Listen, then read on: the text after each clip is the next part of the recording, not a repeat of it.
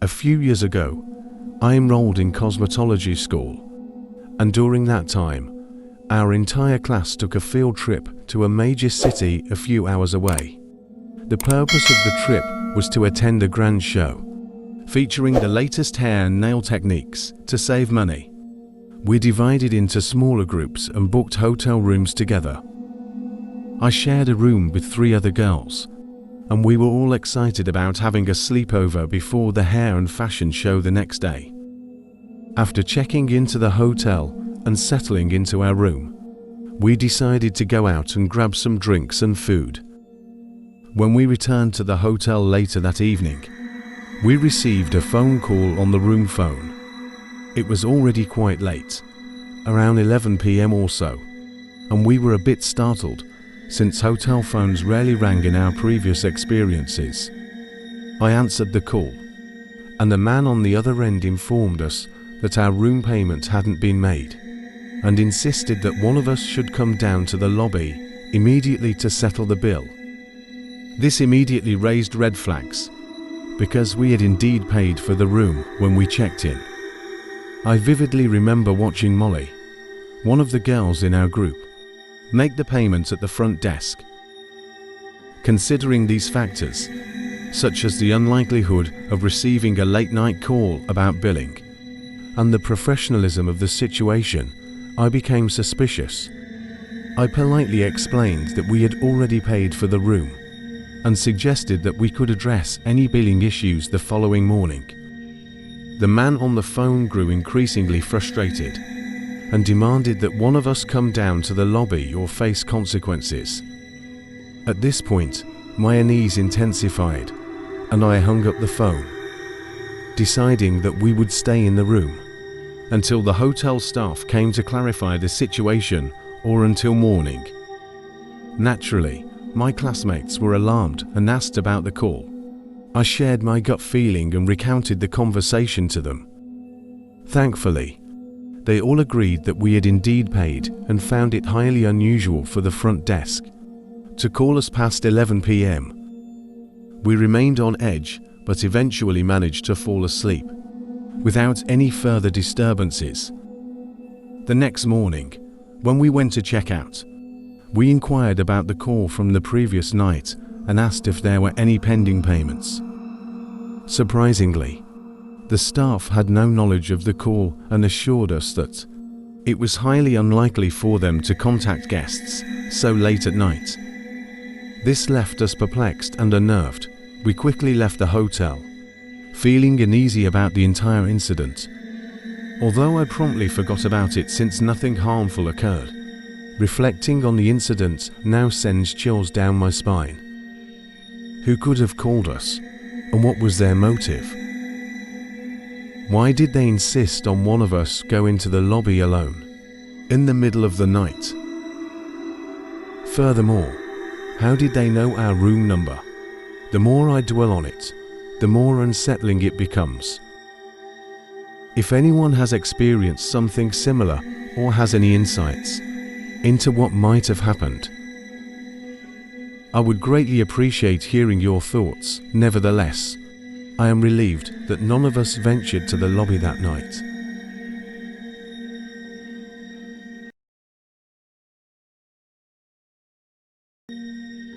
On my 21st birthday, my 3 closest girlfriends and I decided to celebrate by taking a trip to New York City. To provide some context, 2 of my friends, Lana and Molly, didn't always get along well. The third friend, Elle, has remained my best friend to this day, since my birthday falls in December. It was bitterly cold during our trip. We were all sharing the same hotel room. One evening, feeling tired, I returned to the hotel earlier than the others. I didn't want to ruin their fun, and I needed some time alone to relax.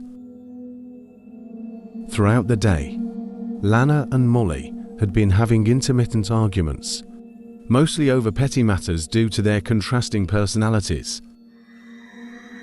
Being caught in the middle of their drama was becoming tiresome, and I longed for solitude. Back in the hotel room, I called my then boyfriend and tried to unwind. Around 20 minutes into our conversation, I received a second call from Molly. She was in tears, and despite her tendency to be dramatic, I was genuinely concerned. Her conversation went something like this. Molly, Lana is so much. I'm coming back to the hotel to hang out with you. Are you okay? What happened? Me, we got into a fight in the cab, and I just don't want to deal with her. I'm heading back now. Me, okay, be safe. When will you be here? Molly, in like 10 minutes. I'm getting in the cab now. Me, okay, see you soon. We can talk when you get here. After ending the call with my boyfriend, I informed him that I would spend time with Molly. She arrived a few minutes later, upset about the fight with Lana. I can't recall the specifics of their argument, most likely because it was trivial. We talked for a while, and I suggested that we try to get some rest. It had been a long day, and I was exhausted by all the drama, so we settled down for the night. Sometime later, Ella and Lana returned to the hotel, with Lana heavily intoxicated. She stumbled into the room, hurling obscenities at Molly, which I couldn't decipher. Molly responded calmly, aggravating Lana even more in her rage. Lana kicked my suitcase forcefully against the wall. This behavior infuriated me.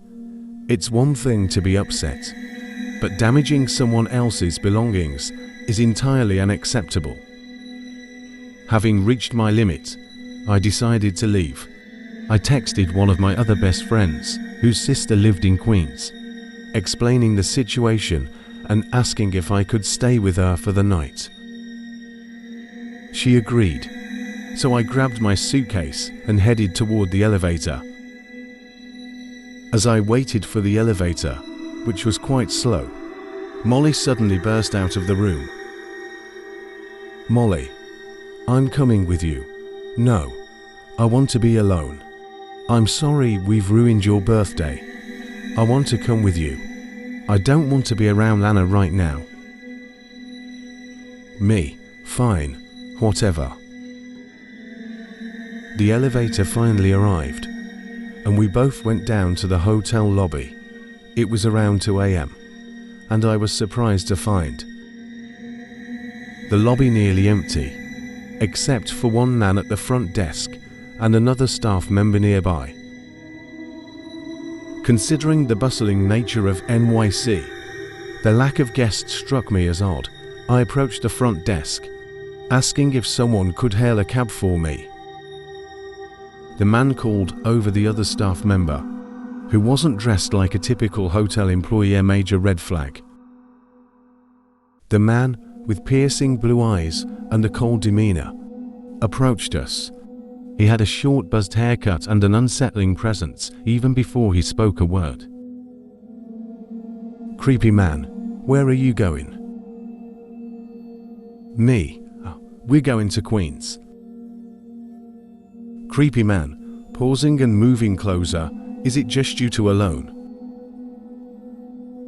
Me, yes, trying to create distance by moving backward. Creepy man, maintaining intense eye contact and smiling, stay right there. He took out his phone, made a call speaking in Russian, while his eyes remained fixated on us. Both Molly and I felt paralyzed by the situation. I kept glancing at the glass doors, hoping a cab would pass by so that we could escape. After about a minute on the phone, he simply said, "Someone's coming, don't worry." A few minutes later, another man entered the hotel.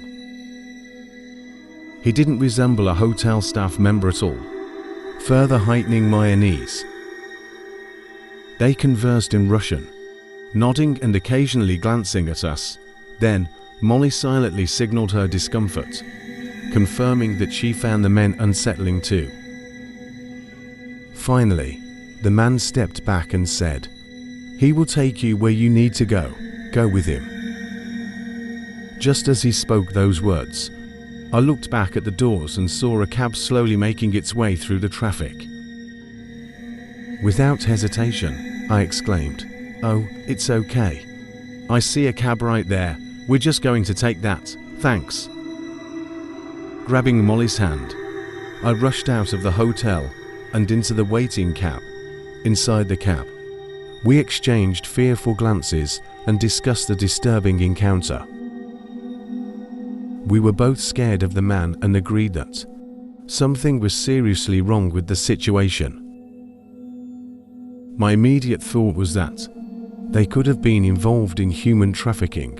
Whenever I recall that night, I thank my lucky stars for the timely arrival of that cab. I will never know for certain what those men had in mind, but I strongly believe it wasn't somewhere we wanted to go. Since then, I've lived in New York and visited the city numerous times, and no hotel staff member has ever offered to personally drive me anywhere.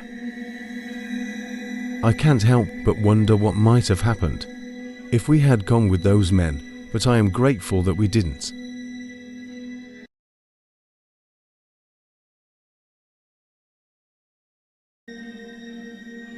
Having been born and raised in Texas, but moved to New York at the age of 21, I was thrilled when I learned that I would be staying overnight in Austin during a week-long trip. It was a chance to visit my home state for a few days. My brother resided just north of the city, and we had plans to hang out and have dinner on the evening of our arrival, followed by a meet-up with our father, who lived about an hour away, the next day. Upon reaching the downtown hotel, my crew and I checked in and headed to our respective rooms. Within minutes of entering my room after a brief elevator ride, I heard a loud, forceful knock on the door. It was only around 1 or 2 p.m, and I hadn't informed my dad or brother of my arrival, so they wouldn't know my room number. Initially, I assumed it was one of my crewmates, so I approached the door. However, before reaching it, a deep male voice on the other side bellowed. The front desk sent me about the bathroom problem brought in. The voice urged me to unlock the door and let him in immediately. In that moment, I froze. I hadn't even used the bathroom yet, let alone made any calls to the front desk. Despite being a petite woman who doesn't take any nonsense from anyone, I naturally erred on the side of caution. I cautiously moved closer to the door, aiming to look through the peephole. All I could discern was that the man on the other side was at least 6 feet tall and significantly heavier than me. There was no way I would unlock that door. I responded, telling the man that he must have mistaken the room. However, he continued to pound on the door and repeatedly turn the handle, insisting that he needed to get in and would find a way to do so. Panic surged through me, but thankfully, I had the presence of mind to grab the phone and call the front desk. The concierge confirmed that they hadn't sent anyone to my room regarding a bathroom issue and hadn't received any calls about it. Meanwhile, the man persisted in his determined efforts to enter my room, pounding on the door and shouting. Fortunately, the front desk had promptly dispatched security to my floor upon my call. A few seconds later, I could hear the security officers in the hallway confronting the man, inquiring about his identity and purpose, and instructing him to leave the hotel. He immediately grew hostile and aggressive towards them, and the front desk staff. Throughout this ordeal, I remained on the phone, and the front desk informed me that the police had been contacted and were on their way. Meanwhile, trapped in my room, I felt terrified. I later discovered that the man had been wanted in connection with a series of break-ins and violent sexual assaults in Austin. From the moment I entered the hotel lobby, he had observed and stalked me. Apparently, I fit his victim profile precisely. Thankfully, nothing further transpired, but the incident deeply shook me for the remainder of my stay in that hotel. In the end, the police arrived swiftly and managed to arrest the man for trespassing and criminal menacing, or similar charges. It served as a reminder of the dangers lurking in the world and the importance of remaining vigilant and cautious in unfamiliar surroundings.